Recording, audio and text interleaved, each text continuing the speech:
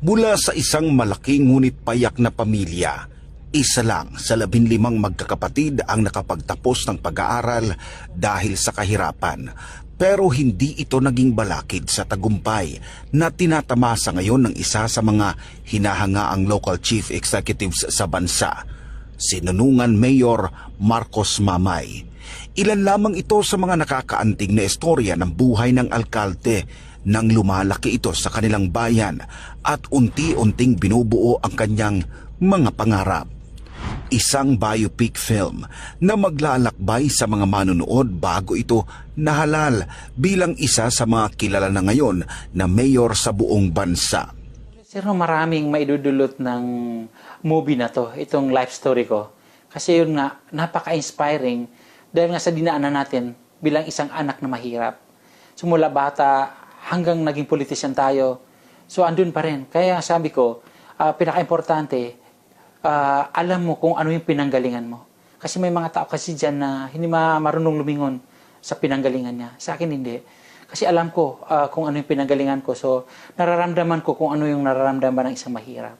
Magiging ma-action rin ang kwento dahil sa matagal ng problema ng kanilang bayan patungkol sa rido o away pamilya at ubusan ng lahi na hindi nakaligtas sa karanasan ni Mayor Marcos Mamay habang lumalaki ito sa kanilang bayan.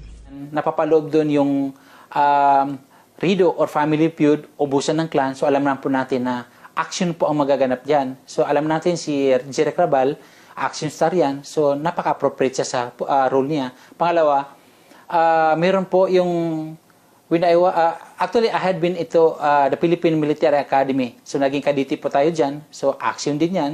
So hopefully, no, alam natin kung sino si Jeric Rabal.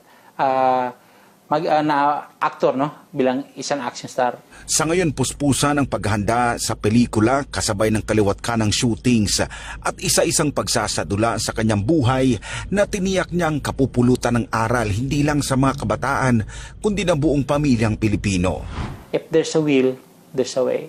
So naging ganito pa tayo. At saka gusto ko lang emphasis dito, no, that poverty is not the hindrance of success.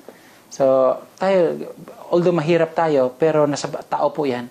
Kung magsumikap ka, talagang makakamit mo kung ano yung pangarap mo sa buhay. So, yun ang nangyari sa akin.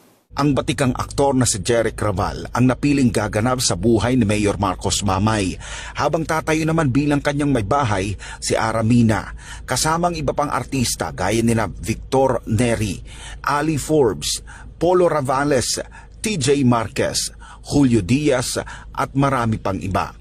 Nakatakdang ilunsad ang nasabing pelikula bago magtapos ang taong kasalukuyan. Para sa Diyos at sa Pilipinas kong mahal, nag-uulat Paul Montibon, SMNI News.